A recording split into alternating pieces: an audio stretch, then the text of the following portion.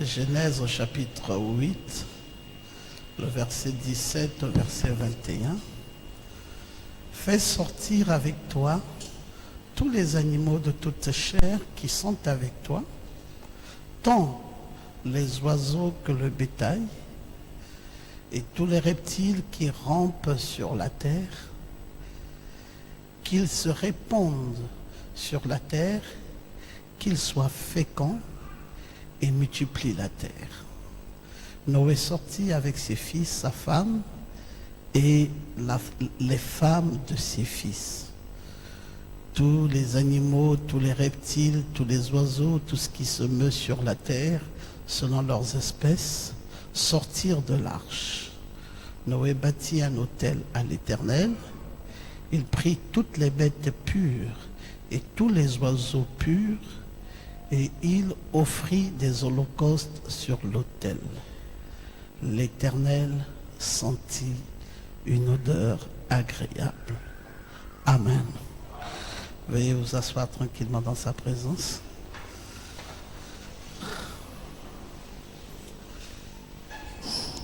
Je suis conscient que cette conclusion est très profonde, et je suis également conscient que ce n'est pas à la portée de tout le monde. J'essaye de parler lentement pour que les uns et les autres comprennent, mais je sais aussi que beaucoup ne comprendront pas. J'ai essayé de faire une petite enquête juste après le mercredi, donc dans la journée d'hier, pour essayer de comprendre si beaucoup d'entre vous qui aviez été là le mercredi avaient pu percevoir quelque chose du message. Mais je veux vous dire que je suis fier de ce que j'ai pu recevoir. C'est que la bonne partie d'entre vous, vous comprenez.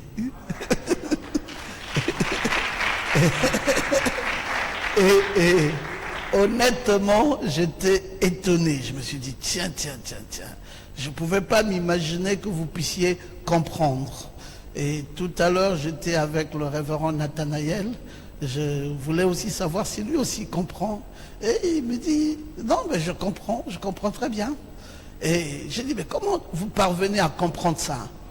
Et lui, il m'a expliqué un peu.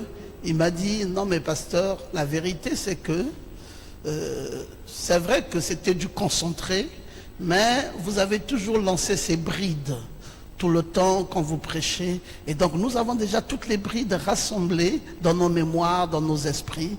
Et quand vous concentrez ça comme vous l'avez fait la fois passée, non, ça ne nous échappe pas. On a déjà des points de repère et on se retrouve. Oh, ben j'étais fier et je suis sincèrement fier de vous, de savoir que vous comprenez le message. Et puis, j'ai dit aussi au diacre Josué qui n'était pas là, je lui ai dit, je regrette que tu n'aies pas eu cette conclusion, diacre Josué, parce que si tu n'apprends pas cette conclusion, tu risques d'être un rétrograde dans le message. Il m'a dit, comment ça?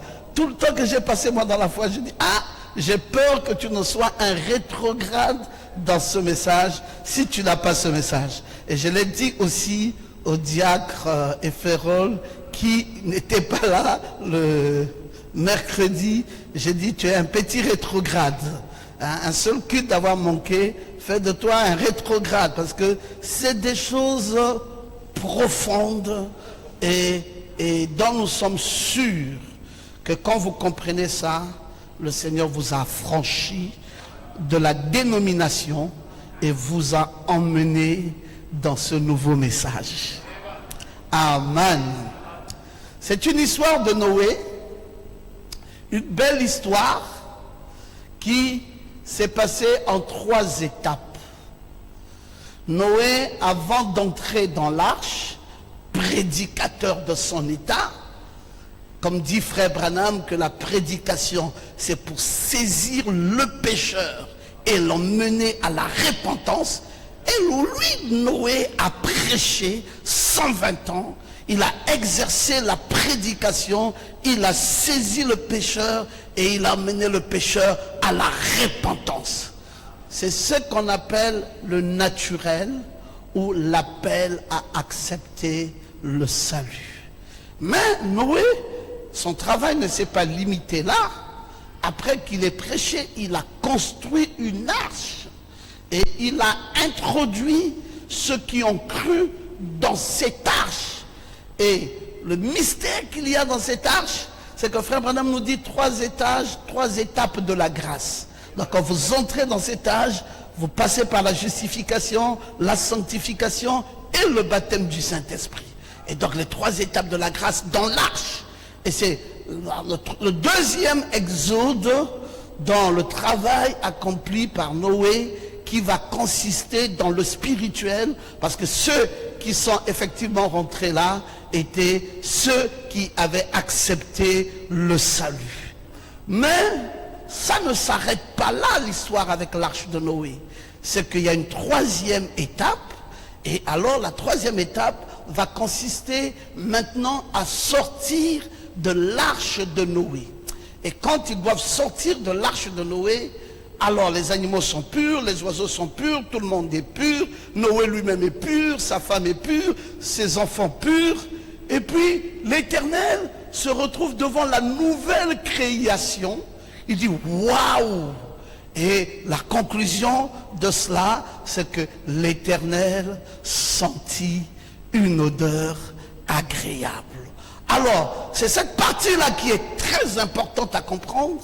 La partie où l'Éternel sent une odeur agréable, où l'Éternel, les croyants sont devant une nouvelle création, comme un retour au jardin d'Éden. Alors, nous avons vu cela, nous avons vu que ça se passe au mont Ararat. Et le mont Ararat, c'est en Turquie que ça se passe. Et vous allez voir que c'est une montagne, et comme vous pouvez le voir, et c'est là que va accoster l'arche de Noé sur cette montagne qui a une forme de pierre de fête. Et nous savons que ce n'est pas anodin non plus. Pourquoi cette forme et pourquoi c'est une montagne? Mais parce que lors du 3e exode, on va également accoster sur une montagne. Et cette montagne qui est une montagne totalement parfaite, parce que l'Éternel doit sentir une odeur agréable. Alors donc, c'est sur cette montagne que finalement le bateau de Noé a accosté. Et là, Noé va bâtir un autel et va suivre les recommandations de l'Éternel. Ce qui est encore important de retenir, c'est qu'à ces instants-là, l'Éternel va mettre sur la place du firmament un nuage. Et dans ce nuage, il y aura un arc-en-ciel qui va se placer au-dessus. Et l'arc-en-ciel, comme vous le savez, quand on parle de l'arc-en-ciel, les croyants du message savent directement que ça nous fait penser à Apocalypse chapitre 10. Et c'est dans Apocalypse chapitre 10 où l'ange puissant qui est enveloppé d'une nuée et qui a au-dessus de sa tête un arc-en-ciel vient avec la révélation des 7 tonnerres, le petit livre ouvert. Et donc, nous sommes là. Mais pourquoi au temps de Noé un arc-en-ciel et puis beaucoup de temps plus tard, et c'est en Apocalypse, ils disent qu'il y a un autre arc-en-ciel? Mais parce que l'arc-en-ciel de Noé, comme formant un arc, vous savez, un arc, c'est comme un zéro à moitié, c'est ce qu'on appelle un arc. Et puis, quand un deuxième arc vient se former, c'est encore un autre zéro à moitié. Et quand vous voulez associer les deux arcs, alors ça vous fait quoi? Ça vous fait un cercle. Ça vous fait alors un circulaire. Et dans ce circulaire, vous n'avez plus ni de commencement, vous n'avez plus ni de fin. Et ça nous fait penser simplement à un zéro renversé qui forme un 8. Et oui, le 8e jour, la sainte convocation, c'est bien là où nous allons quand nous arrivons à la pierre de fête. Donc, Vous voyez, c'est des symboles très importants à retenir et à ne jamais oublier. Un premier arc perpétuel du temps de Noé et un deuxième arc perpétuel en Apocalypse 10. Et quand vous avez cet arc, ça veut dire que vous pouvez changer ça en 8.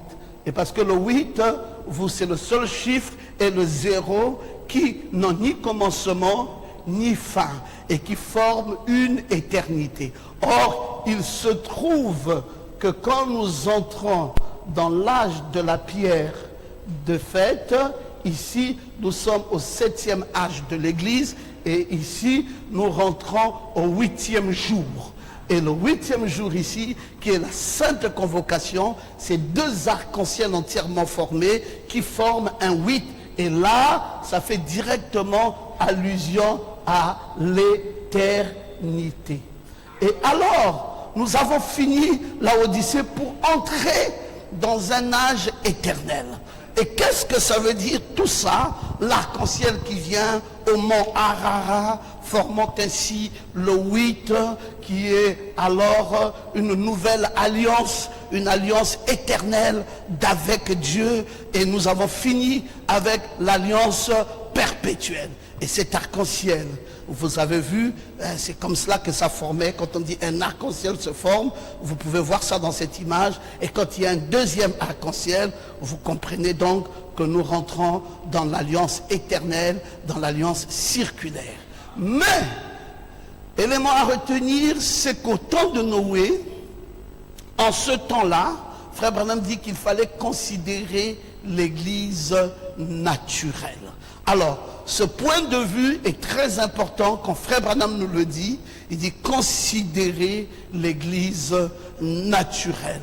Pourquoi donc devrions-nous considérer l'Église naturelle? Mais simplement parce que quand nous arrivons dans cette citation de votre vie est-elle digne de l'Évangile, Frère Branham nous présente les trois églises. Et il nous dit ceci, et c'est très important que de le retenir. Le premier exode, le Saint-Esprit est venu sous la forme de la colonne de feu. C'est ainsi que Dieu se manifesta dans le premier exode pour faire sortir Israël d'Égypte. Mais le deuxième exode s'accomplit lorsque Christ doit sortir du judaïsme. Le troisième exode vient lorsque la colonne de feu fait sortir l'épouse de l'Église. Vous voyez, il faut d'abord sortir du naturel.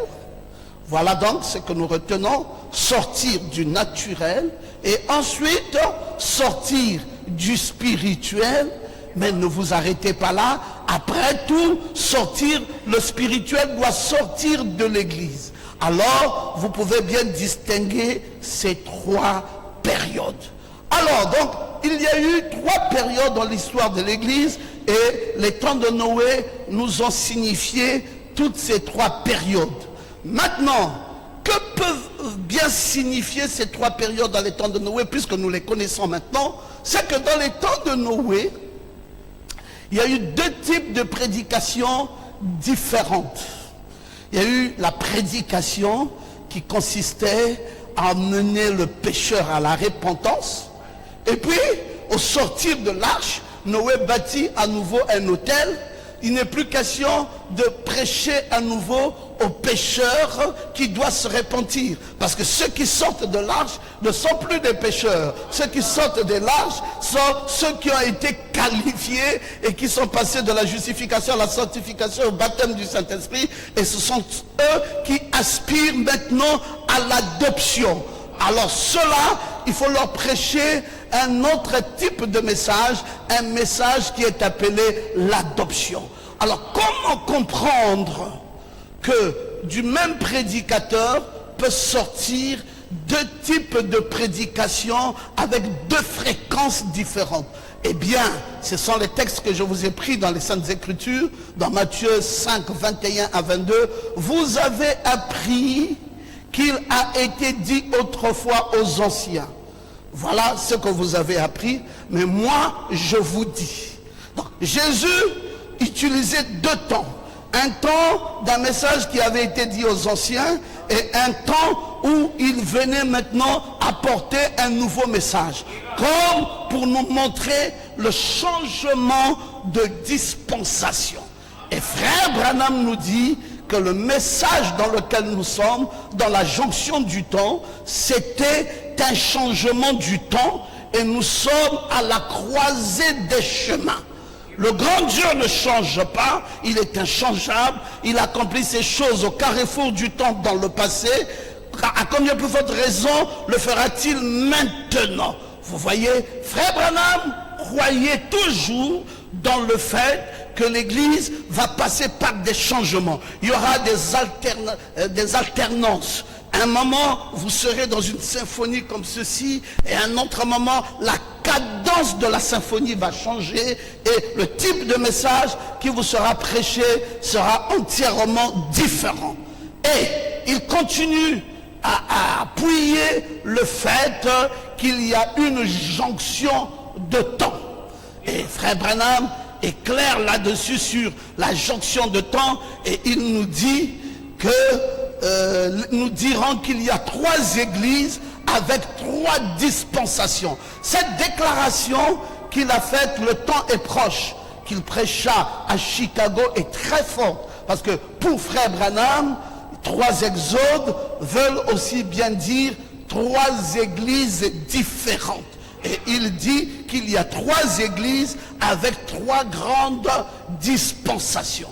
Alors, comment comprendre les 3 églises? C'est quoi d'abord la première église? C'est quoi la deuxième? Et c'est quoi la troisième?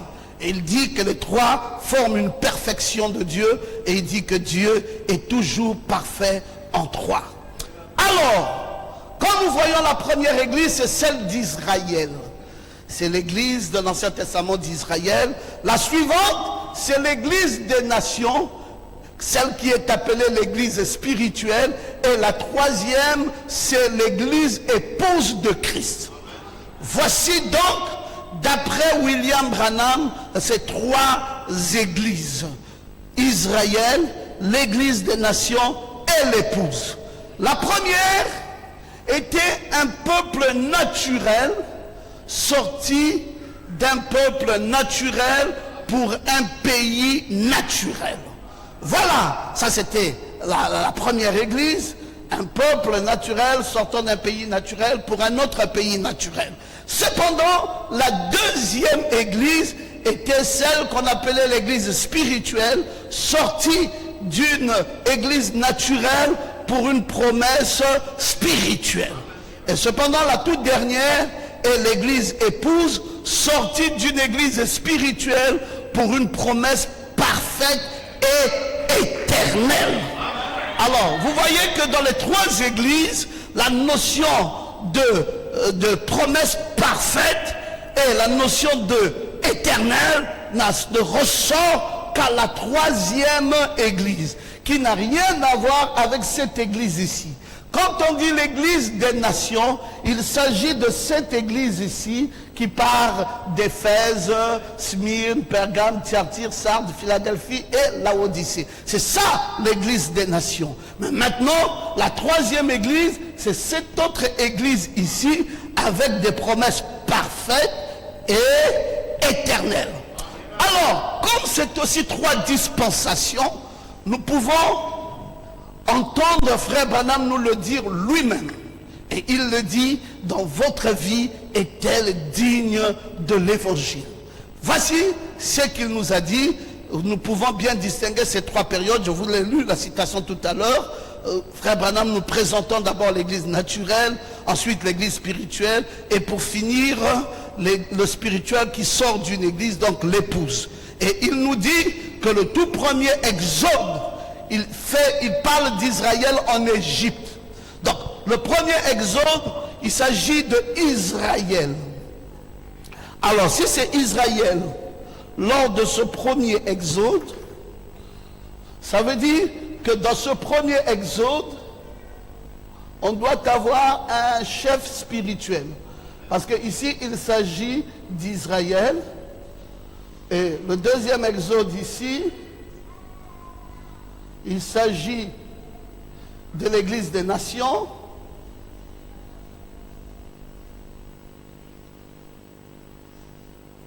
Et le troisième exode, il s'agit de l'épouse. Bon, vous avez compris cela. Mais, comprenons bien davantage. Alors, si c'est Israël, développons un tout petit peu, Israël c'est quoi?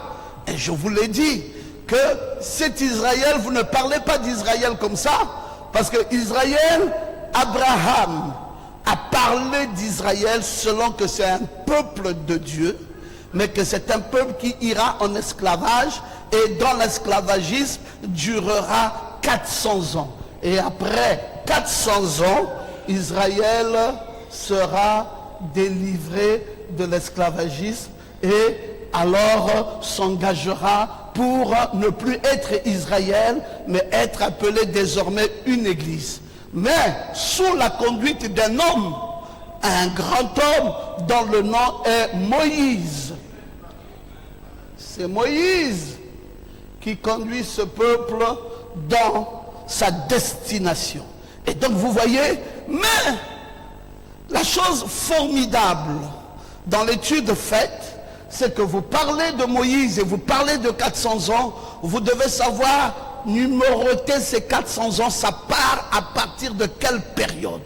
Vous savez que nous arrivons à un temps où le peuple égyptien ne reconnaît plus Joseph, un prophète d'Israël qui est installé là, mais le pharaon là ne sait plus traiter avec Joseph et met son peuple sous l'esclavagisme. Et là, ça va faire un temps de 400 ans. Et donc, dans l'étude, il faut commencer par Joseph. Joseph est le personnage typique pour retrouver les 400 ans de l'esclavagisme du peuple d'Israël. Alors donc, de Joseph, le dernier prophète dans l'esclavage, à la commission de Moïse, le chef du premier exode, il y a effectivement 400 ans. Dieu envoie donc Moïse, son prophète, mais ce dernier est rejeté. Ce prophète Moïse est rejeté par les siens. Et donc, il faut retenir aussi ça, parce que ça fait partie des éléments d'étude.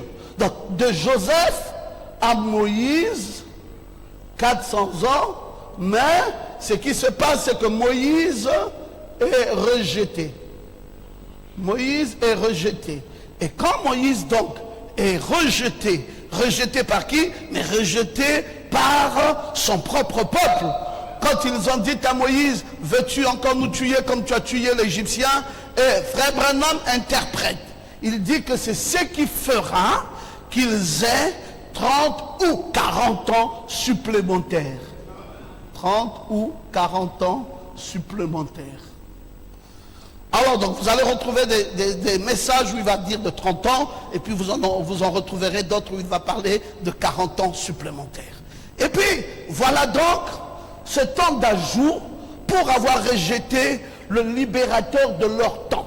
Qui était qui? Moïse, le chef du premier exode. Est-ce qu'on peut tous dire Amen?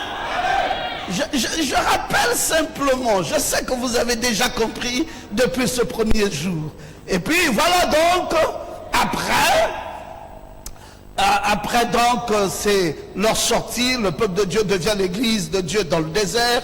Ils vont passer par les 7 âges de l'église. Oh, Israël! Oui, Israël, après donc ces 400 ans et ces 30 à 40 ans supplémentaires, vont devoir traverser la mer Rouge pour se retrouver dans le désert. Et là, dans ce désert, Israël traverse aussi 7 âges de l'église. Très important que de savoir ça. Ce sont des indices importants. Vous avez Joseph, vous avez Moïse, vous avez 400 ans, vous avez rejeté par leur propre peuple. Et puis, vous avez du coup cet âge de l'église par lequel Israël va passer. Et nous sommes ici dans l'étude du premier exode. Et alors, jusqu'à la venue du juste, le fils de l'homme prophétisé par Moïse, et quand arrive leur âge de maturation, la descente de la pierre de fête, ils la rejettent, remarqué qu'il serait sorti plus tôt, mais au bout de 390 ans par là, dans 400 ans, mais ils avaient reçu Moïse. C'est pourquoi le prophète dit qu'ils firent 40 ans supplémentaires. Ça les amenait à... de 390 plus les 40 ans supplémentaires, les a amenés à 430 ans. Et Abraham avait déjà vu qu'il ferait 400 ans en Égypte, plus 30 ans. Et frère Branham dit non, plus 40 ans, parce que tout calcul bien fait de Joseph à Moïse, c'est 390, plus 40 ans, c'est ce qui nous amène à 430 ans. Un prophète, un prophète, un prophète. On n'en dira jamais assez. Frère Branham nous a rendu la parole sublime. Donc vous avez le plaisir à étudier la parole, vous avez le plaisir à croire la parole, et tout ce qui vous est donné avec des détails précis. Donc il y a ce que l'on appelle la précision dans le message. Et donc, c'est pourquoi le prophète dit qu'ils ont fait 40 ans supplémentaires d'esclaves. Mais non, le temps que Moïse a dû passer derrière le désert chez Jéthro. Alors, vous voyez cela, l'écriture est là. Il dit, sache que tes descendants seront étrangers dans un pays qui ne sera point à eux. Ils y seront asservis. On les opprimera pendant 400 ans. Et Exode 12, 41, au bout de 430 ans, donc vous voyez 390 plus les 40 ans supplémentaires, 430 ans, au bout de 430 ans, le même jour, toutes les armées de l'Éternel sortirent du pays d'Égypte. Donc, la Bible témoigne, le message témoigne, tout est clair, ça ne souffre d'aucun mal, l'écriture est parfaite, et nous voyons maintenant pourquoi est-ce qu'il y a eu des années supplémentaires. Eh bien, frère Branham l'explique dans le message, le respect. Il dit, Dieu avait préparé son homme et l'avait envoyé en Égypte. Ils n'eurent aucun respect pour lui, ils le repoussaient et dirent, nous tueras-tu comme tu as tué l'Égyptien. À cause de cela, il dut rester dans l'esclavage pendant une période supplémentaire de 40 ans. Les 390, c'est qui fait 430 ans. C'est en ordre avec la parole, c'est en ordre avec le message de Joseph à Moïse. C'est parfait.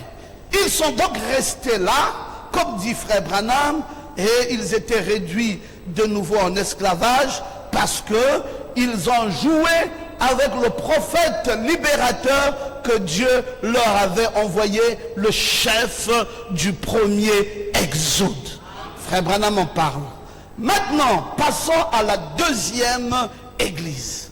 Celle-là aussi, de même que ça part de Joseph à Moïse, celle-là part de Malachie, le dernier prophète de l'Ancien Testament à Jésus. Il va se trouver que de Malachie à Jésus, il y a aussi environ 400 ans. Terrible! Pourquoi de telles similitudes? Est-ce des faits de hasard? Non, pas d'effet de hasard. C'est simplement la répétition des événements pour nous montrer qu'il y a effectivement 3 exodes. Et là, la sémence de cette église était dans le sein de Marie. Dans le sein de sa mère, la femme d'Israël. Celle-ci, c'était dans l'obscurité, c'est-à-dire sans prophète, sans lampe de Dieu pour l'éclairer, et Dieu leur envoie le prophète promis, son fils, Jésus, pour les délivrer. Que font les Juifs? Ils disent non, c'est un bâtard, c'est un enfant illégitime. Ils ont fait comme ils avaient fait dans les temps de Moïse. Le propre peuple de ce deuxième père, du deuxième exode, le rejette à nouveau, le traitant de fils illégitime et d'enfant bâtard. Est-ce que ça va leur coûter? Bien sûr que si ça coûtait au premier 30 ou 40 années supplémentaires, cela aussi, ça va leur coûter. Et voilà donc, le fait de n'avoir pas reconnu le jour de leur visitation prolongera leur ténèbres de 30 ans. Vous voyez, nous vous avons dit donner des précisions, environ 397 ans. Et puis, voilà comment ça va prolonger leurs ténèbres. Et Jésus a commencé son ministère à l'âge de 30 ans. Ah. Et c'est seulement en 53 que l'Église des Nations va commencer sa longue marche vers le désert. Alors dites Amen. Et voilà donc, maintenant, cette marche vers le désert, c'est pour nous montrer quel prototype. Mais c'est à nouveau pour nous montrer les 7 âges de l'Église. Parce que dans le premier exode, quand ils allèrent dans le désert, c'était les 7 âges de l'Église. Et dans le deuxième exode, on doit retrouver les mêmes 7 âges de l'Église. Rappelez-vous que là-bas c'est le naturel, ici c'est le spirituel. Donc la deuxième Église. Et voilà donc qu'elle est née, l'Église fait sa marche dans le désert. En commençant par Éphèse, en allant par Smyrne, en allant par Pergame, et à l'âge de la Odyssée, en 1977, va s'achever l'âge de l'église de la Odyssée. Oh, ça c'est le choc pour les gens du message. Non, n'allez pas dire ça, docteur Ngoma. Nous sommes dans la Odyssée. La Odyssée prend fin. Ça finit complètement. Parce que si ça ne finit pas, nous n'entrons pas dans le troisième exode. Il faut que cette première église finisse pour nous introduire la deuxième église. Il faut aussi que cette deuxième église finisse pour nous introduire la troisième église. Ah! Panique! Comment ça? Comment est-ce possible? Est-ce que, Pasteur Ngoma, vous êtes sérieux quand vous dites ça? Mais quand la pierre de fête descend à la fin de l'âge pentecôtiste, l'église, une fois de plus, la rejette. Il faut qu'il soit que l'église rejette cette pierre de fête. Alors nous lisons Frère Branham, magnifique. C'est lui qui nous dit 400 ans depuis Malachie. Donc vous voyez, Frère Branham est précis. Docteur Ngoma n'est pas en train de dire des choses qui viennent de sa tête. Nous lisons un prophète. Donc ce que nous disons ici a été dit par le prophète. C'est d'ailleurs la raison pour laquelle nous croyons. C'est la raison pour laquelle nous disons Amen. La manifestation de la parole, 400 ans, tel que nous l'avons lu là-bas de Joseph. Maintenant cette fois-ci, depuis Malachie, il n'avait eu aucun prophète. Et ici se tenait un homme manifestant et tout ça, un prophète. Rapidement, il sut que cela était quelque chose. Monsieur, je perçois que tu es prophète. Nous savons que tu es le Messie sera venu et voici ce qu'il fera. Voilà, nous connaissons désormais les 400 ans partent d'où. Alors maintenant, quand Jésus vint sur la terre, nous connaissons son histoire de Noël. Son ministère commence à l'âge de 30 ans. Oui, vous le savez, Jean le baptiseur l'a baptisé, le Saint-Esprit est descendu de la part de Dieu, et que la voix, celui-ci est mon fils bien-aimé en qui j'ai mis mon affection. Maintenant, nous savons que c'est en 53 que commence l'église d'Éphèse. Et nous allons devoir traverser les 7 âges de l'église de la nouvelle église. Et Frère Branham nous donne les dates, de 53 à 170. C'est lui le prophète qui donne ces dates. Et de 170 à 312. Il nous dit ça dans l'exposé. De 312 à 606. Et il nous dit désormais de 606 à 1520. Il dit, c'est l'âge des ténèbres. Puis l'âge de l'église de Sardes commence. Et quand il dit puis l'âge de l'église de Sardes commence, nous savons que c'est Luther qui commence. Et là, ce ne sont plus des messagers simples, là ça devient un réformateur. Alors, jusqu'en 1750, après celui-ci, c'est l'âge de l'église de Laodicée. Je ne sais pas quand il se terminera, mais je prédis qu'il se terminera autour de 1977. Cette déclaration de Frère Branham nous a cassé la tête quand nous étions des bébés spirituels. Oh, nous avons dit pourquoi il avait fait cette erreur. Mais il n'aurait pas dû le dire. Nous ne comprenons rien. Nous disons, mais frère Branham, oh mon Dieu, ça a laissé une tache dans le message. Et les dénominations nous ont attaqué là-dessus. Vous dites qu'il est un prophète? Regardez, il a prédit ici que ça se terminera. Mais pourquoi ça s'est continué? Alors que ce que le monsieur avait dit, c'est bel et bien terminé.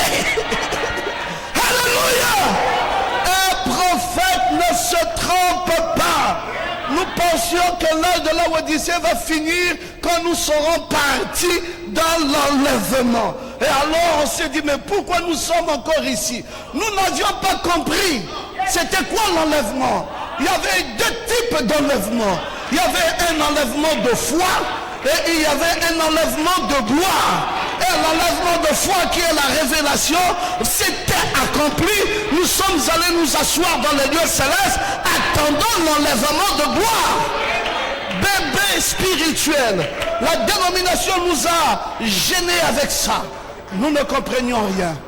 Aujourd'hui, un prophète ne manque pas d'honneur, excepté dans son propre pays. Et naturellement, il s'agit de l'endroit où vous avez été élevé, où les gens vous connaissent. Et là, pour commencer, une mauvaise réputation du fait qu'il était né sans père terrestre. Donc tout ça, lui aussi, va être quoi? Lui aussi va être rejeté. Là, maintenant, nous sommes à Jésus. Lui aussi, rejeté. Oh, mon Dieu! Et quand il est rejeté, lui aussi traverse les mêmes étages de l'église. Alléluia. Et frère Branham nous dit, pourquoi avait-il été rejeté? Il dit, ils l'ont appelé un homme né sans père terrestre. Ils ont dit, tu es un enfant illégitime.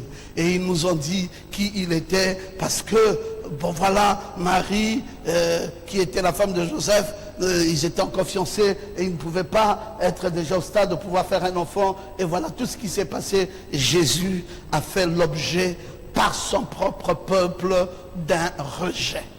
Frère Branham utilise bien un terme, le rejet. Et il dit ici dans J'appuie cette génération, ils rejetèrent la parole de Dieu manifestée.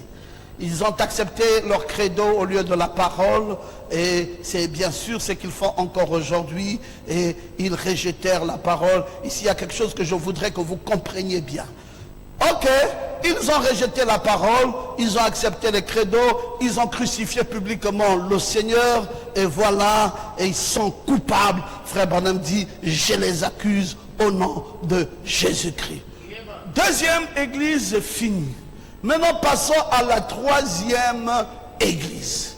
Cette troisième église de Luther. Branham vient encore. Ah, quel merveilleux prophète. Il nous aide à faire de très bonnes études.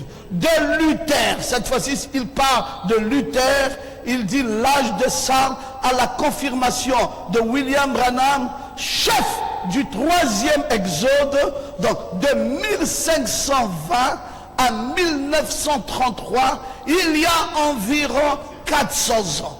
Donc plus précisément 413 ans. Voici à nouveau 400 ans. Et le prophète a été envoyé à l'âge pentecôtiste. Donc en nous disant ici, Laodicée c'est l'âge pentecôtiste. C'est pour cela l'ange était bien venu écrire Branham sur le mur. Parce que c'est exact. 400 ans après, en 1933, on dit allez, vas-y, à l'église pentecôtiste, tu es envoyé là-bas. Qu'est-ce qu'il va faire? Juste parce qu'il doit aussi faire l'objet d'un rejet. Pour la confirmation de ce qui s'est passé au premier exode, au deuxième exode et au troisième exode. Alléluia! Et ils ne l'ont pas reçu. Ils durent eux aussi attendre 30 ans supplémentaires. Ils sont fatigués de frère Branham. Vous ne pouvez pas savoir les 30 ans supplémentaires là c'est quoi pour les pentecôtistes. C'est devenu dur d'accepter cet homme de Branham. Branham obligé d'être envoyé dans un désert à l'ouest pour continuer le ministère. L'atmosphère est morose. Les gens ne comprennent plus la sémence du serpent. Les gens sont dérangés par son ministère. Les gens disent un primérien qui aurait pu rester là simplement pour prier pour les malades et s'arrêter là. Il dit qu'il est un enseignant de Dieu. Mon Dieu, quelle catastrophe. Et il est en train d'embrouiller les Écritures. Un vrai prophète. Il n'embrouille aucune écriture. Il est en train de dire ce que Dieu lui a dit de dire.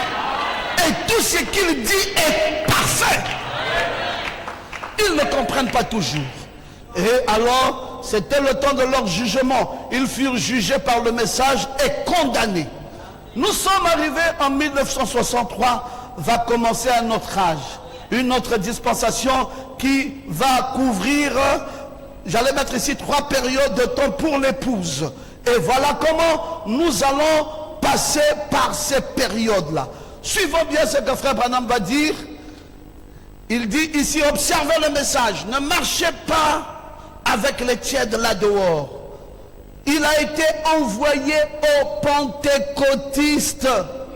Frère Branham dit le message, oui, envoyé aux pentecôtistes.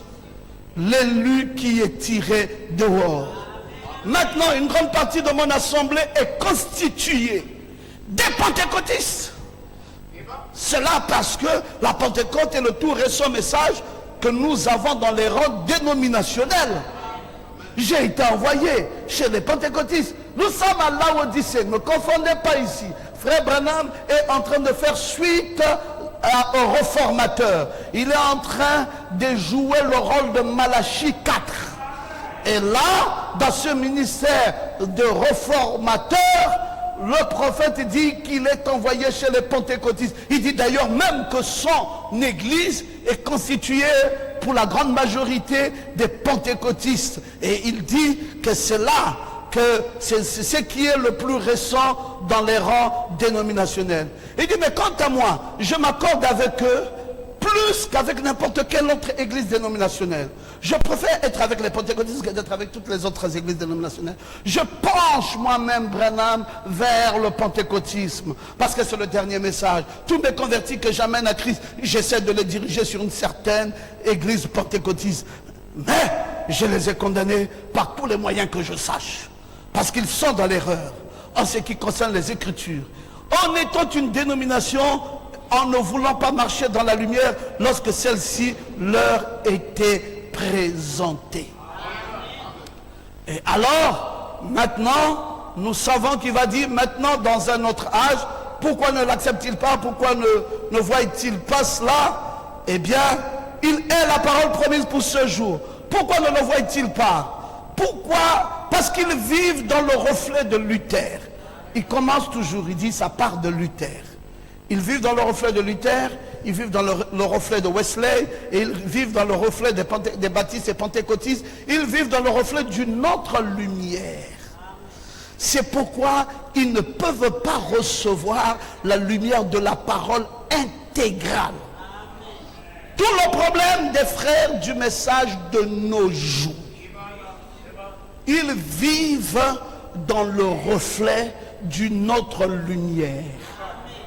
Dans le reflet de la lumière ancienne, qui part de Luther, qui part de Wesley, qui part de ces temps passés, et il dit, ils vivent là, dans le reflet de ces lumières-là, ils ne peuvent pas recevoir la lumière de la parole intégrale, confirmée comme Dieu l'a promis dans les 7 sceaux, dans lesquels fut révélé tout le mystère de Dieu, où Dieu expliqua pourquoi ces mystères furent tels qu'ils sont, et cependant, lorsque cela arrive, ils s'en éloignent plus que jamais, ils n'en ont aucune excuse.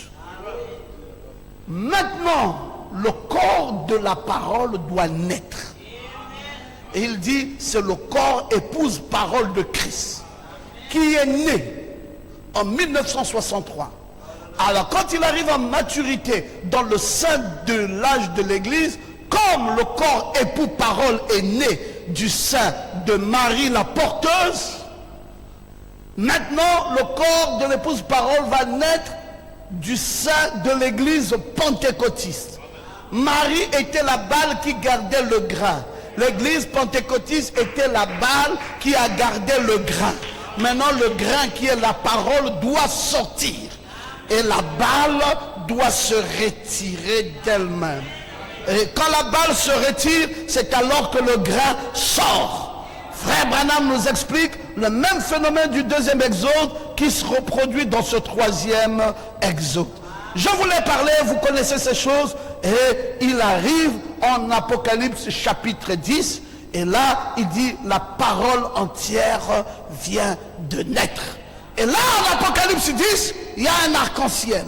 C'est la naissance de la parole maintenant. La parole de Dieu est née. Gloire à Dieu. Mais à partir de sa naissance, l'épouse de Christ doit aussi passer par cette période de temps que nous appellerons les 7 jubilés.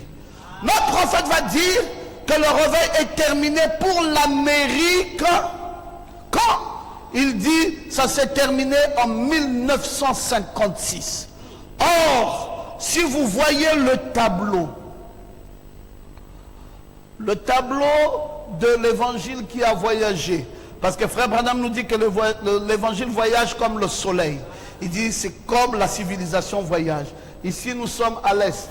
Le soleil se lève ici et il part ici au nord et après il arrive à l'ouest parce qu'il se couche à l'ouest. Mais ce soleil, pendant la nuit, passe encore par le sud avant de se relever de ce côté-ci à l'est. C'est comme ça que l'évangile aussi a voyagé. Hein? On a eu ici Jésus lui-même à l'est, après Paul qui faisait partie aussi, qui était aussi un juif et à moitié romain, va commencer ici et va aller au nord pour terminer là-bas au nord. Et là, nous avons Paul, nous avons Irénée, nous avons Martin, nous avons Colomban, nous avons Luther, nous avons Wesley et nous avons tous ces messagers-ci au nord. Puis, nous descendons ici à l'ouest et c'est là où Dieu utilise William Branham. Maintenant, l'histoire ici, c'est que l'Amérique ici rejette Frère Branham en 1956. 1956 pour que l'évangile descende maintenant au sud. Et le sud ici, c'est l'Afrique. Alors, depuis qu'ils ont rejeté le message en 1956, Frère Branham n'est pas venu automatiquement ici en Afrique. Il est resté attendre qui? Il est resté attendre l'ange puissant qui devait venir avec le petit livre ouvert. Et donc, de 1956 en 1963,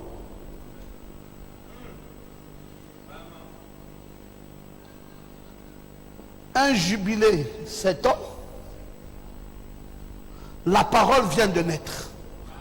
Frère Branham est convaincu maintenant que la parole est née, mais est-ce qu'on peut déjà emmener la parole en Afrique? Il dit bien sûr que la parole est née, il est temps d'aller en Afrique. Et en 1965, en mai 1965, Frère Branham vient maintenant en Afrique. Il amène le petit livre ouvert. Il voyage avec le livre scellé des 7 sceaux en Afrique. Mais pendant ce temps, il faudrait bien que le jubilé continue.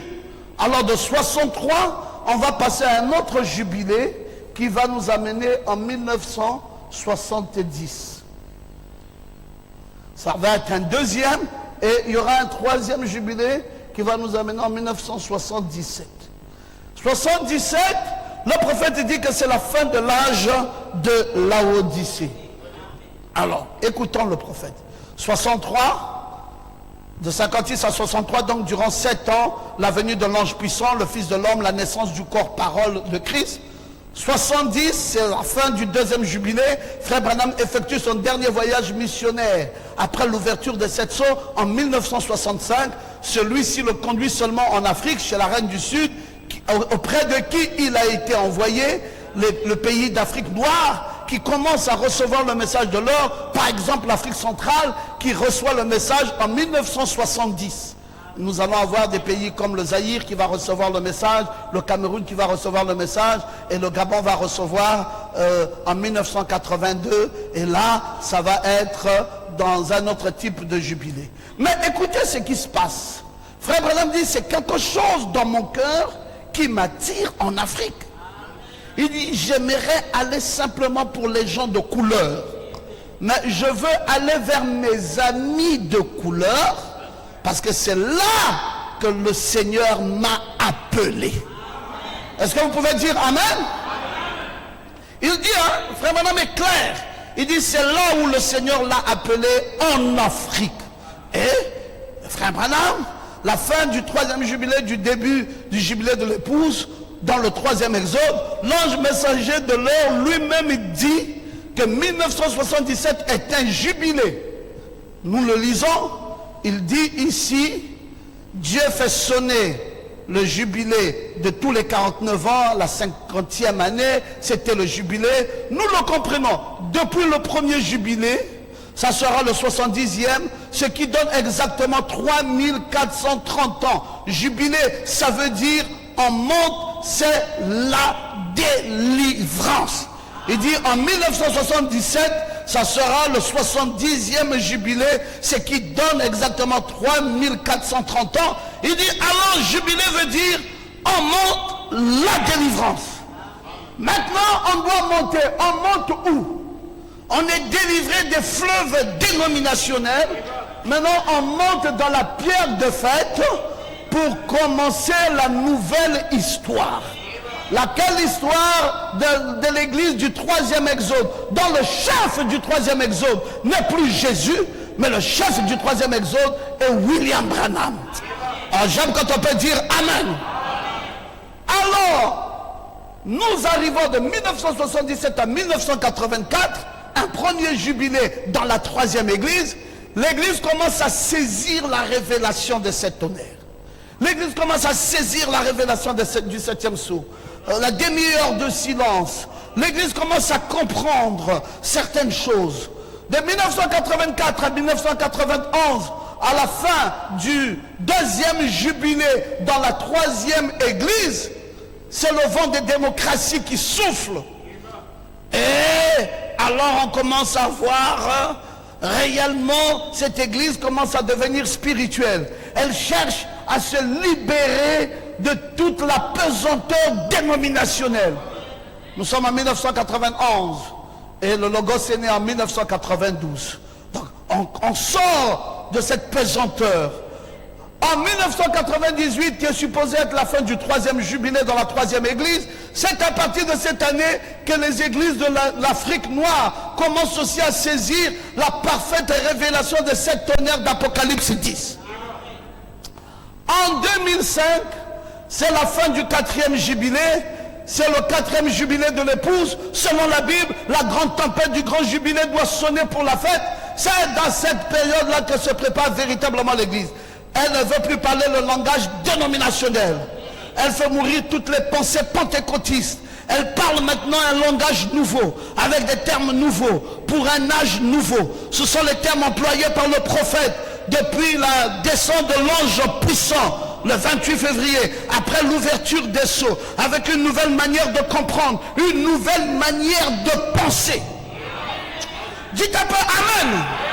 Tout commence à devenir nouveau. On commence à penser différemment.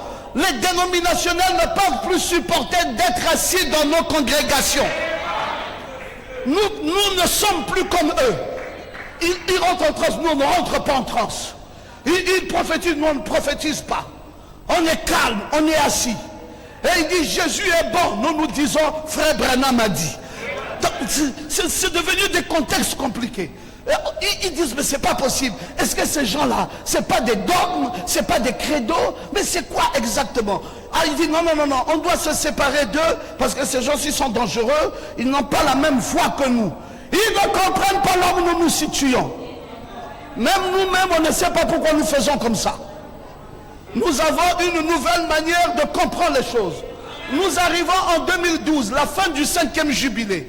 Oral Roberts, le deuxième des 3 anges qui ont visité Abraham dans le champ de Mambré, va faire son entrée dans la gloire. Il est né le 24 janvier et le voici en train de mourir le 15 décembre 2009. Donc soit 100 ans après la naissance de Branham. On dit mais pourquoi ça? Branham, Oral Roberts, Billy Graham, ils étaient les 3 comme ça alignés. Branham, après 100 ans après sa naissance, il naît en 1909. En 2009, voici Oral Roberts qui tire sa révérence. Bon, maintenant, on rentre dans un autre jubilé, le 6e, qui se termine en 2019. Partant de 2012, quand on a dédicacé le Logos jusqu'à ce jour. Bon, maintenant, 6e jubilé. Dans ce 6e jubilé, Billy Graham, le 3e de ces 3 anges qui ont été visités, lui aussi va tirer sa révérence. Le 21 février 2018, soit 100 ans après la naissance d'Oral Roberts. L'autre tire sa révérence 100 ans après la naissance du premier. Le 3e tire sa révérence 100 ans après la naissance du 2e. Est-ce des faits de hasard? Allez-y réfléchir. Le premier est né 9 ans avant le 2e. Le 2e est mort 9 ans avant le 3e. Pourquoi de telles similitudes? Dieu est en train de nous prouver. Amen. En train de nous prouver. Et c'est dans ce 9e jubilé que le pasteur William Collins est décédé. Il décède le 20 octobre 2017. Lui, qui devint pasteur au Branham Tabernacle en 1969. Et c'est en 1969 que William Collins, devenu pasteur du Branham Tabernacle, dira au Branham Tabernacle que je serai votre pasteur, mais je ne vais pas vous prêcher. Nous mettrons les bandes de frères Branham. Et c'est depuis 1969 que quand tu vas au Branham Tabernacle, tu t'assois, tu écoutes la bande. Tu vas, tu écoutes la bande. Événement bizarre. Aujourd'hui, on veut nous faire croire que c'est un nouveau modèle de faire les choses. Mais nous savons que ça fait 50 ans. Le Branham Tabernacle, à chaque culte, sans exception, écoute la bande. Et c'est le modèle pas introduit par Joseph. Parce qu'on veut accuser Joseph comme celui qui a introduit les bandes. Non, Joseph n'est pas celui qui a introduit l'écoute des bandes. C'est William Collins qui a introduit l'écoute des bandes depuis 1969. Joseph avait en ce temps-là 14 ans. Parce qu'il est né en mai, le 19 mai 1955. Il est né un jour du 19 comme Pasteur Ngoma. Je ne peux pas oublier. Hein? Mais je ne suis pas comparable à lui non plus. Bon, mais écoutez, je voulais simplement vous dire qu'il avait 14 ans. Donc ce monsieur, depuis 14 ans, quand il ne va qu'à l'église pour écouter les bandes. C'est ce qui est dans son subconscient. Il n'est jamais parti dans une église pour écouter un prédicateur. Et aujourd'hui, on veut amener Joseph à venir écouter un prédicateur. Il n'est pas comme ça. Depuis 14 ans, quand il va à l'église, frère Branham parle. Il va à l'église, frère Branham parle. Et il vous dit, frère, mais écoutez, si ça n'engage que moi, écoutons frère Branham. Oh non, tu veux dire quoi? Que tu annules les prédicateurs? Joseph dit, je n'annule pas les prédicateurs, je vous dis ce que moi je connais, ce que je ressens, ce qu'il vit dans ça depuis 50 ans. Le réveil, en 1969, nous ne sommes pas très loin de 1956. L'Amérique a rejeté le prophète, le chef du 3e exode. La colonne de feu a fait quoi? Est descendue du côté de l'Afrique. Et ici, Dieu commence à susciter des prédicateurs. Oh, j'aime quand tu peux dire Amen. Et lui-même dit, mon cœur est attiré par les hommes d'Afrique. L'Amérique ne comprend plus rien. Même les prédicateurs disent qu'on ne peut plus étudier ce message, c'est compliqué. Mettons les bandes. Et ils sont restés dans les bandes. L'Amérique a perdu son réveil. Nous ici, c'est l'effervescence. Les gens font des kilomètres à pied. Ils vont écouter la prédication. Ils vont écouter un pasteur qui prêche sous l'effusion du Saint-Esprit. On nous dit à nous, non, revenez dans les bandes. Qu'on nous dise d'abord quand est-ce que notre réveil s'est éteint. Parce que le réveil qui est venu en Afrique, pour introduire les bandes, il faut que ça s'éteigne d'abord. Mais le réveil d'Afrique n'est pas éteint. Oh, je pensais qu'il y avait des gens pour dire Amen. Le réveil d'Afrique n'est pas éteint. Il n'y a qu'à voir le nombre de croyants dans nos églises. Il n'y a qu'à voir l'amour que nous avons pour la parole. Même quand nous n'avons rien à manger. Vous ne pouvez pas dire à un Africain, ne va pas à l'église. Il y a dans ce message, Au Congo démocratique, ici, des familles entières. Vous avez le grand-père, vous avez le père, vous avez la mère, vous avez la fille, vous avez les enfants, vous avez les arrière-fils, vous avez tout le monde. Frère, vous jouez avec le réveil ici. Il n'y a que chez nous, ici en Afrique, où le culte peut commencer à 9h et se terminer à 19h. Vous dites que c'est faisable, les gens vont rester là à l'église, ils resteront là. Mais aux États-Unis, ce n'est plus possible. Frère, si vous rentrez pas après, il faut aller manger les biscottes et revenir parce que les gens ne vont pas tenir. Chez nous ici, on tient. Dites encore amen. Toute une journée, on est à l'église. On dit amen. On est fanatique de ça. Nous aimons ça jusqu'à la moelle épinière. Oh, dites encore amen. Ici en Afrique, les prédicateurs vont vous faire des forums. Ils vont discuter la parole. Ils donnent 3 heures de temps. Le reste de temps pour discuter la parole dans les forums. Vous dites, mais vous quoi? Vous n'avez plus une autre vie. Ici, on peut même te taper si tu crois mal. En Afrique, cette affaire-ci, c'est une affaire que nous faisons avec passion. Est-ce que vous pouvez dire amen? Nous sommes passionnés. On n'a pas les immeubles, on n'a pas l'argent, on n'a pas tout ce qu'ils sont. Mais il y a une chose à laquelle nous reconnaissons que nous avons, c'est la parole. Nous avons la parole. Nous aimons la parole. Si tu viens en Afrique, fais attention, tu peux tomber. Parce qu'ici, on est fanatique de tout, même de nos pasteurs. On les met dans les tipoïs, on les transporte. Oh, quand le blanc voit ça, il est scandalisé. C'est un problème. Nous sommes africains. Nous croyons le message avec nos mœurs, avec notre culture, avec notre façon d'être, avec notre façon de vivre. Si vous venez ici, vous dites enlevez vos tam-tam, vous allez jouer le piano, on va vous dire ramenez-nous le tam-tam. Nous aimons la cadence là. On a grandi avec ça. Et quand nous écoutons ça, ça traverse nos esprits. Et on commence à danser, on commence à se soulever. Oh, j'aime quand tu peux dire amen.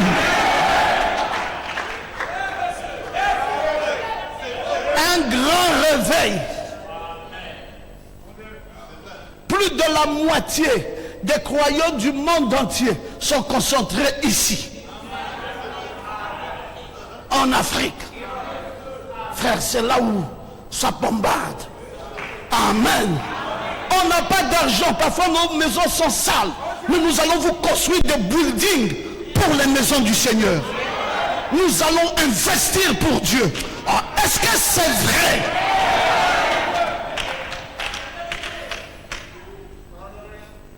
Et alors, c'est dans ce 6e jubilé que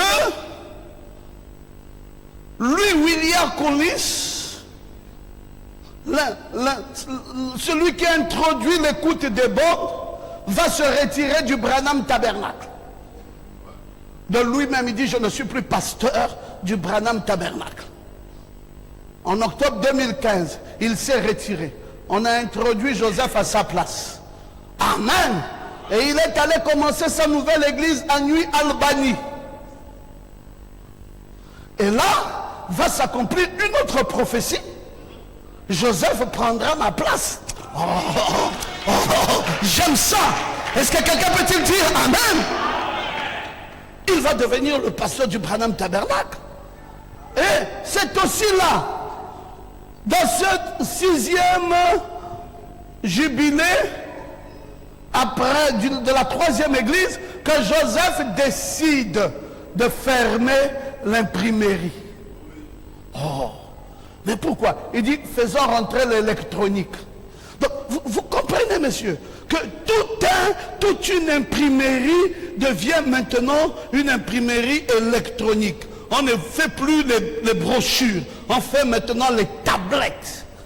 Oméga, tablettes Oméga. On écoute maintenant. Ah, dites amen. penser que tout ça arrive par hasard. Nous sommes, ça a laissé la place à la tablette Oméga. L'épouse adopte une nouvelle manière d'approcher Dieu. Maintenant, on approche Dieu de façon électronique. Alléluia! Et là, il y a un grand réveil. Les 10 sermons de William Branham sont rédigés dans 523 pages du livre original, La Révélation de 7 sceaux. Et ça compte 10 périodes sacrées. Et là, dans ce 6e jubilé du 3e exode, sinon le 9e, depuis le tout premier jubilé, s'inscrit les questions et réponses. Et c'est au 9e jubilé dont on s'interroge véritablement sur la nuée. Quelqu'un m'a dit, je suis vraiment embêté. Comment cette nuée qui est venue depuis 63, on croyait 28 février, 28 février, 28 février. Nous arrivons en 2019, toi Ngoma, tu dis 8 mars.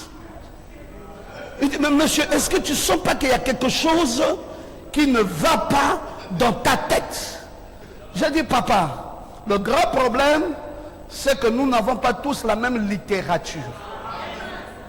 Moi, j'ai le livre intitulé Surnaturel.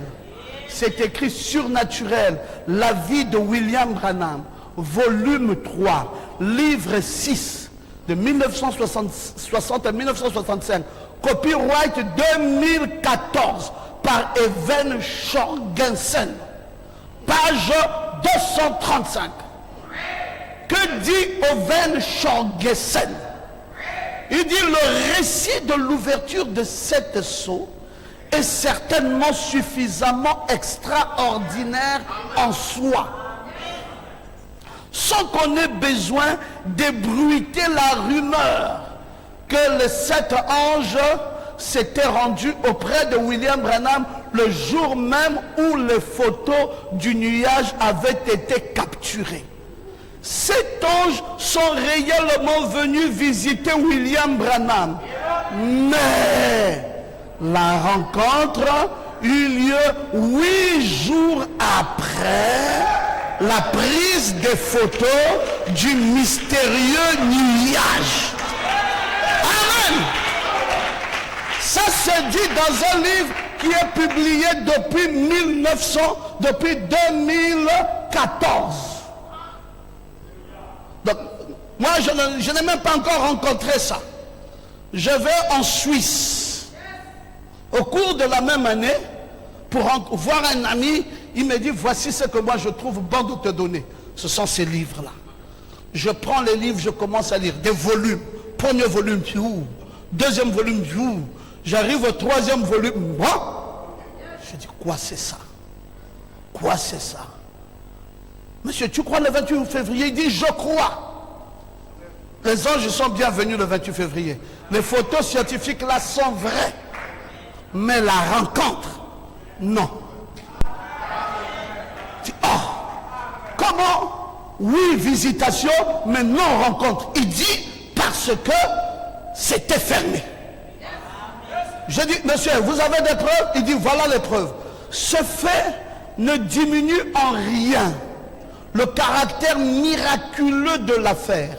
D'ailleurs, comme je l'ai mentionné dans le texte même de ma biographie, il est tout à fait scripturaire que Dieu annonce un événement prophétique majeur avant de l'accomplir sur la terre. Il dit, saviez-vous qu'un quiproquo semblable s'est produit au cours des premières années de l'église chrétienne? Pendant les derniers jours de la vie terrestre de Jésus, Pierre voulut savoir ce que le futur réservait à Jean. Jésus répondit alors à Pierre, si je veux qu'il demeure jusqu'à ce que je vienne, que t'importe? Toi, suis-moi. Pierre rapporta ces paroles aux autres, et le bruit courut que Jean ne mourrait pas. Cependant, ce n'était pas exactement ce que Jésus avait dit. Ce n'était certainement pas ce qu'il voulait dire. 50 ans plus tard, Jean corrigea le malentendu. Donc, dans les Écritures, hein, un malentendu s'opère.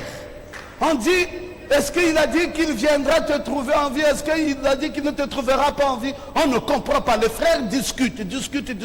Jean va dans l'île de Patmos, 50 ans plus tard. Et ce qui est drôle, c'est que les mêmes choses arrivent presque au même moment. On dit un peu Amen. 50 ans plus tard, Jean corrige le malentendu en rédigeant sa biographie de Jésus. Et il dit, vous pouvez lire ça dans Jean 21, 20 à 23. Et il a corrigé ce malentendu. Et voilà comment ce monsieur, allant, fouiller, cherchant, prenant les enfants du prophète, prenant tout ce qu'il fallait faire, sortant tout un livre, il a dit c'est là. Et il est allé voir Pérégrine, il dit contredit. Il est allé voir Conis, il dit contredit. Il est allé voir tout le monde, il dit non, nous sommes d'accord. Il dit vous pouvez publier, vous avez notre note, on signe, publiez ça. C'est ce qui est vrai. Le contraire de ça ne peut plus être vrai.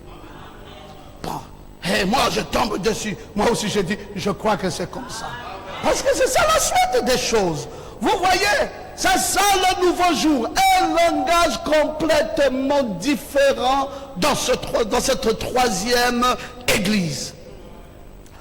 Noé donc arrive à cette période. Bon, écoutez, je voulais terminer. Oh, j'ai encore 30 minutes. Je voulais terminer mon message. Je n'ai fait que revenir dessus parce qu'il m'a semblé important de rebisser ça 2 fois pour que nous comprenions clairement et définitivement ce qu'il en est. Mais quand vous lirez dans Jean au chapitre 14 au verset 12, on vous dira en vérité, je vous le dis, celui qui croit en moi fera aussi les œuvres que je fais et il en fera de plus grandes parce que je m'en vais au Père. Alors, par la vertu de l'Esprit de Christ qui est en eux, ils se détachent alors des eaux boueuses et souillées du fleuve de vie. Amen. Leurs noms sont transférés du livre de vie, dit frère Branham, au livre de vie de l'agneau. Et maintenant, dans cette troisième église, dans laquelle la pure révélation vous est donnée à vous, vos noms ont été transférés du livre de vie au livre de vie de l'agneau. Donc même Dieu lui-même ne peut pas effacer ton nom. Même Dieu lui-même est dans l'incapacité d'enlever ton nom. C'est pour cela, mon frère, ne fais partie de cette église que les prédestinés de Dieu. Ne fais partie de cette église que ceux dont Dieu avait choisi avant la fondation du monde. Une affaire de révélation. Une affaire qui n'est pas à la portée de tout le monde. Est-ce que vous pouvez dire Amen? Le groupe de tous ceux qui reconnaissent et reconnaîtront l'œuvre achevée du calvaire, sans essayer de se sauver eux-mêmes par des œuvres de la loi. Alléluia. Ou même par leur propre justice. Ceux-là reviennent en Éden. Pour faire quoi? Pour manger de l'arbre de vie qu'Adam ne pouvait pas encore manger au jardin d'Éden, parce que cet arbre devait premièrement devenir un homme. L'arbre de vie était au jardin d'Éden. Adam ne pouvait pas manger ça. Mais aujourd'hui, cet arbre de vie, chacun d'entre nous, nous pouvons le manger. C'est pour cela, mes amis, cette dispensation-ci, elle est toute nouvelle. C'est la dispensation des Éphésiens 4:11. C'est c'est le ministère en cours. Alléluia. L'épouse est constituée d'Éphésiens 4:11, le ministère en cours. Mais vous savez qu'Éphésiens 4:11, comme je vous l'ai dit la fois passée, c'est la partie mâle de Dieu dans l'épouse. Parce qu'elle est chargée de prendre la sémence et d'introduire la sémence dans l'épouse. Oui, lesquels ont la parole de la procréation. Et elles doivent prophétiser de nouveau à l'esprit. Parce que l'esprit entre dans tous les... Alléluia. Dans tous les élus du peuple, afin qu'ils deviennent des nouvelles créatures en Christ. Ils ont reçu le messager prophète. Ils ont reçu la voix de l'archange qui leur a été transmise par l'ange puissant. Depuis le mont Sunset, ce matin du 28 février. Et maintenant, sous la forme d'un petit livre ouvert, c'est venu à eux. Et la voix de Dieu leur dit. Alors, écoutons frère Branham. Questions et réponses du 23 août 1964. Il dit ici au paragraphe 253. Je suis ici pour essayer de vous aider. Parce que je vous aime. Vous êtes mes enfants que j'ai, moi, engendrés à Christ. Je réclame chacun de vous. Je vous réclame ce soir. Je vous réclame tout le temps. Je vous réclame sans cesse. Et cela en tant que mon frère et ma soeur, vous êtes mes enfants. Je suis votre père dans l'évangile. Non pas votre père comme il en serait d'un prêtre. Je suis votre père dans l'évangile comme Paul le disait. Je vous ai engendré en Christ. Maintenant, je vous marie à Christ. C'est-à-dire, alléluia, qu'a fait Paul? Paul nous a fiancés à Christ. Maintenant, que fait frère Branham? Frère Branham nous marie à Christ. Maintenant, nous ne sommes pas la fiancée de Christ. Nous sommes l'épouse de Christ. C'est-à-dire, nous sommes Madame Jésus. Vous savez qu'est-ce que ça veut dire être l'épouse de quelqu'un? Quand l'époux n'est pas là, c'est l'épouse qui est là. Hein? L'époux et l'épouse, les deux sont un. Ils ne seront plus deux, mais ils seront un. C'est pour cela aujourd'hui, à la fin de cette dispensation, je n'ai pas besoin de chercher Jésus. Quand je te vois, j'ai déjà vu Jésus. Parce que Jésus et toi, vous êtes un. C'est toi Jésus. Maintenant, qui es-tu? Tu es tout puissant.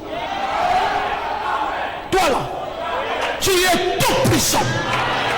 Quand tu arrives ici, tu n'es plus quelqu'un qui croit au 7 tonnerres, mais tu deviens toi-même le 7 tonnerres. Quand tu es ici, tu n'es plus quelqu'un qui croit en Christ, tu deviens toi-même Christ. Quand tu es ici, tu n'es plus quelqu'un qui cherche l'amour, tu deviens toi-même l'expression de l'amour. Oh, j'aime que tu puisses te lever et dire Amen. Mes amis, c'est un nouveau jour. Maintenant, frère Branham nous a introduit. Il dit pour vous conduire comme un père conduirait ses enfants. Vous êtes mes enfants. Je vous ai engendrés. Alléluia. Dans l'exposé de cet âge de l'église, il va dire, ceux qui sont de l'épouse ne font que sa volonté. Il dit, personne ne peut les amener alors faire autre chose.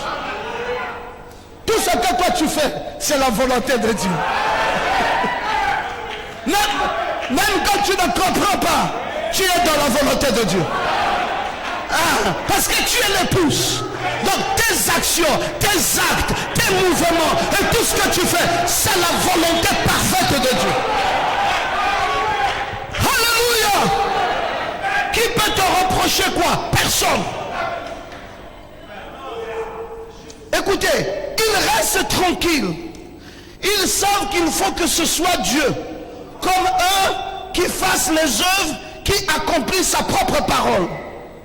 Comme il n'a pas terminé son œuvre entière lors de son ministère terrestre, frère Branham dit, il agit maintenant dans l'épouse. Donc ça veut dire que Jésus a fait une partie. Maintenant, Madame Jésus, toi, c'est toi qui es en train de terminer. C'est pas moi qui dis, hein, c'est frère Branham. Il dit que Jésus n'a pas terminé. Il dit, il a fait jusqu'à. Et il savait que toi, tu viendras. Donc toi aussi, tu as un rôle à jouer. Et maintenant, c'est ton tour. Nous sommes dans la dispensation de l'épouse. L'épouse est où? Là-bas, c'était Jésus. Il a fait la moitié. Maintenant, l'autre moitié, ce n'est pas frère Branham qui fait. Lui, il est le père du troisième exode. Il nous a introduits pour que nous fassions quoi? Nous puissions en tant que niais, nous puissions terminer. Toi, tu ne marcheras plus jamais dans la volonté permissive. Tes actions, tes actes et tout ce que tu fais, c'est la volonté de Dieu. Oh, est-ce que tu peux dire Amen? Gloire à Jésus. Il agit maintenant à travers l'épouse, à travers elle. Et elle le sait. Car à l'époque, elle n'avait pas encore, il n'était pas encore temps pour lui de faire certaines choses qu'il doit faire maintenant. Mais maintenant, il va accomplir à travers l'épouse l'œuvre qu'il avait réservée pour ce moment précis. Frère, je m'attends en 2019, alors qu'il est en train de boucler le sixième jubilé de la troisième épouse pour nous faire rentrer dans le 7e jubilé.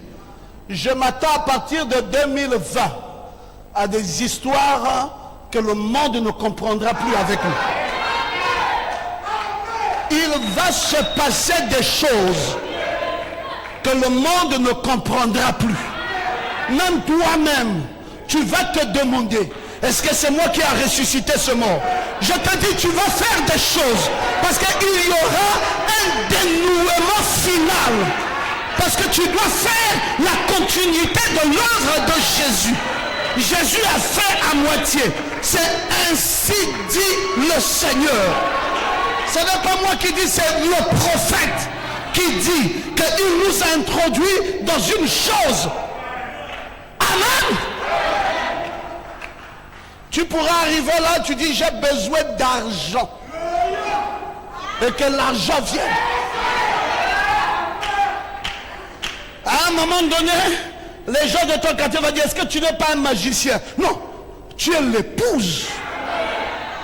L'épouse, c'est comme l'époux lui-même sur la terre. Imagine-toi, Jésus est encore ici sur la terre. Qu'est-ce qu'il ne fera pas? Mais il est là à travers toi. Donc des choses glorieuses. Frère, vous n'avez pas encore vu le dénouement final de cette troisième église.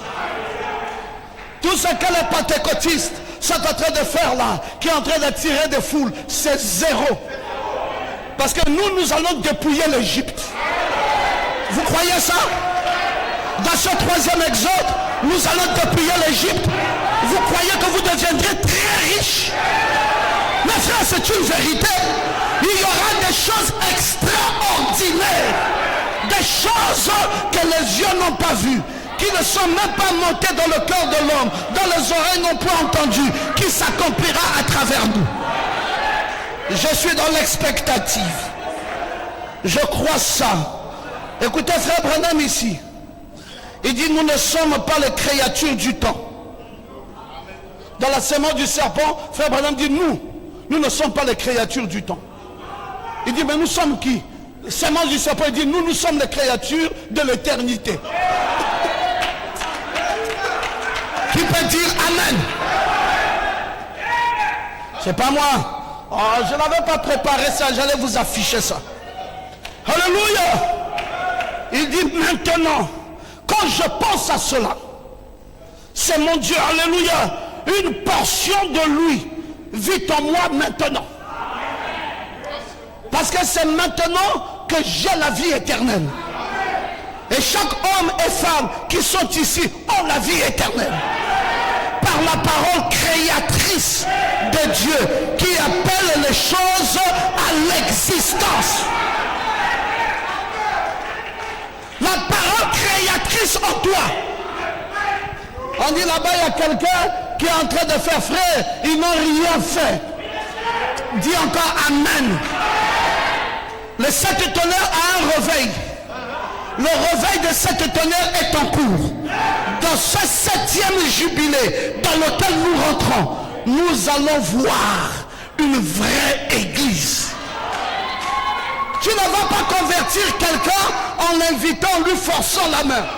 Non, non, non. La démonstration de la parole dans ta vie fera que quelqu'un qui ne voulait pas croire se convertisse de lui-même.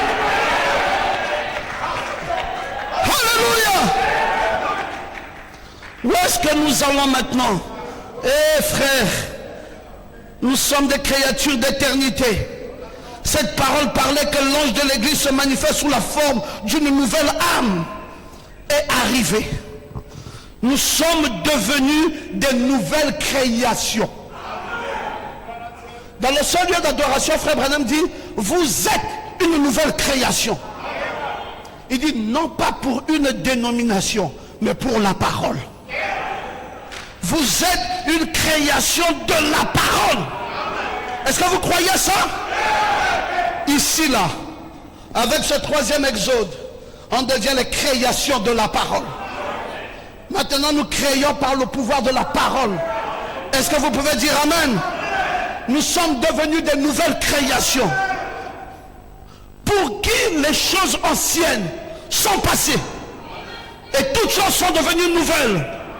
Nous sommes en Christ, la parole de l'heure, notre véritable expiation. Et désormais, ainsi devenus des créatures amateurs, nous devons continuer l'œuvre de la création spirituelle. Souvenez-vous qu'au commencement, Dieu avait créé toutes les choses, mais c'était à son fils, Adam, que revenait de donner les noms. Entendez, de créer des caractéristiques, de marquer le caractère de chacune d'elles. Notre Seigneur Jésus-Christ disait, le Père ne juge personne, mais il a remis le jugement au Fils. Or, le premier fils, tels doivent être les autres fils, car alors l'épouse, la fille unique engendrée du Père, a le pouvoir de créer dans les fils et les filles de Dieu les caractéristiques du saint sacerdoce de Melchisédek.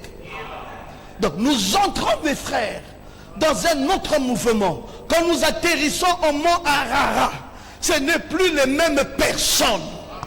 On n'est plus là en train de se plaindre, oh frère, quelqu'un m'a piétiné ici, quelqu'un m'a raconté ici. Non, non, il y a des choses basses de la foi que vous ne pourrez plus faire.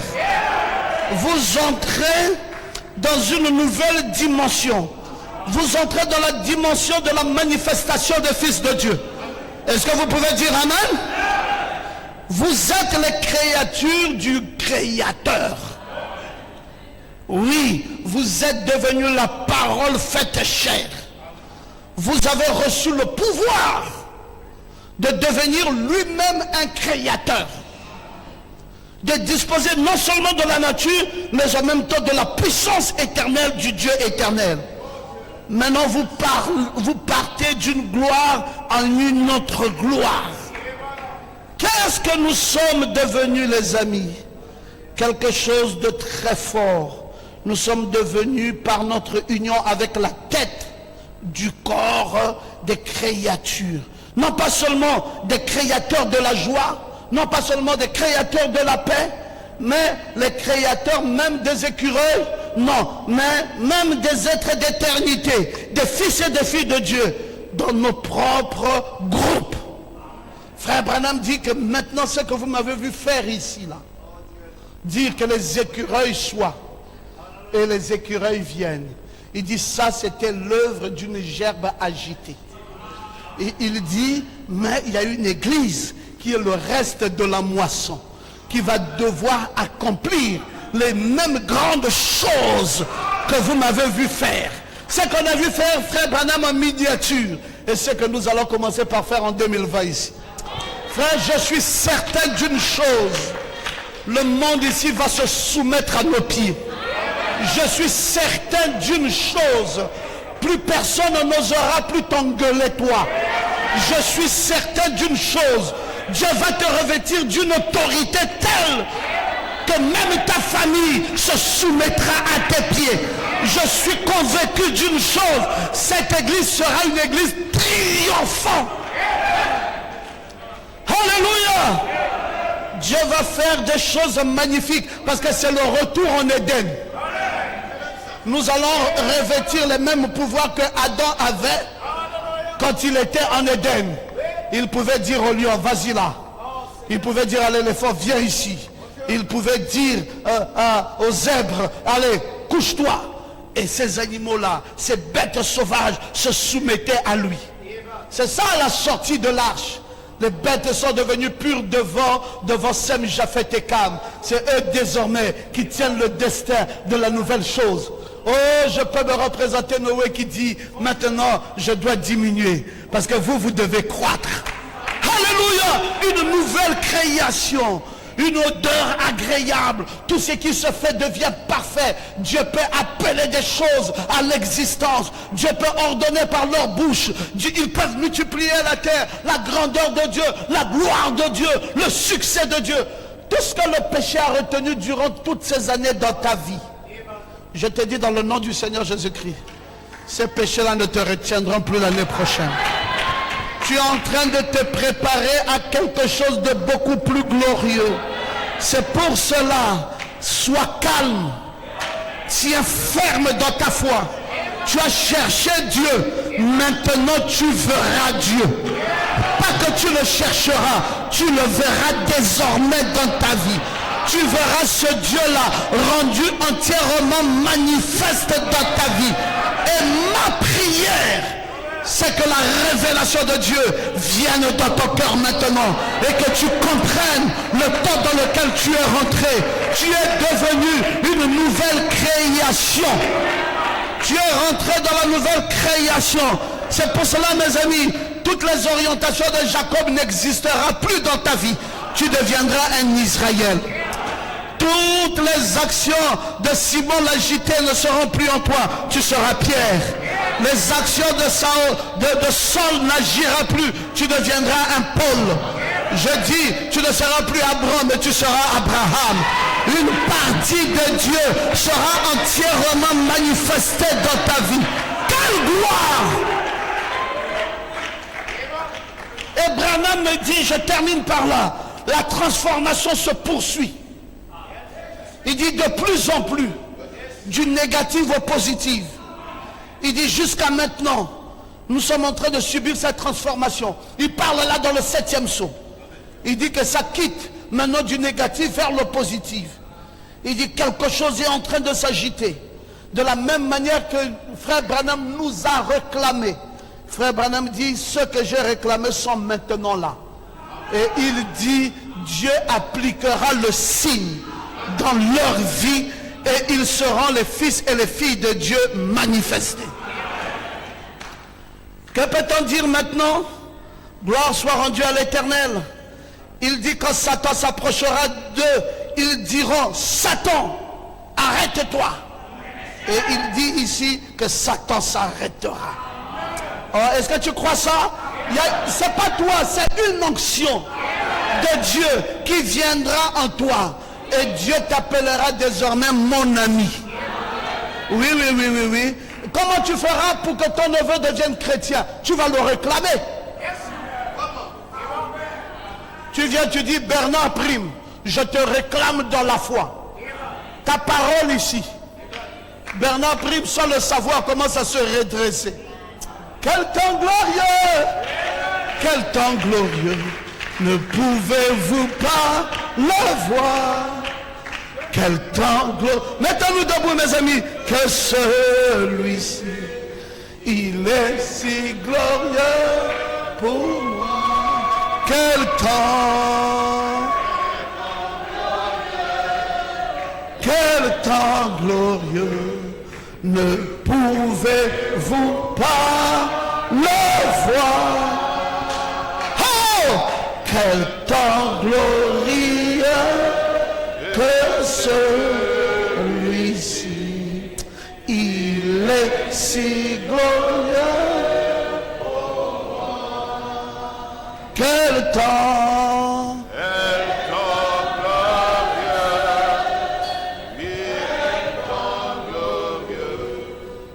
Ne pouvez-vous pas?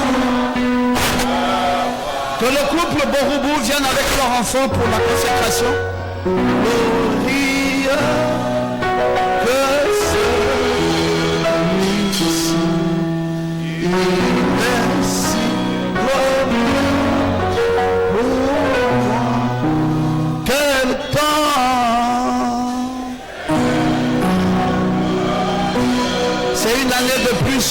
Quel temps! Père Céleste, nous prions maintenant pour Jonathan qui a 1 an de plus dans sa vie, afin que toi, Dieu, tu puisses encore bénir son âme, bénir sa vie, le transformer entièrement et placer ta gloire sur lui. Dans le bon nom de Jésus-Christ, notre Sauveur. Amen.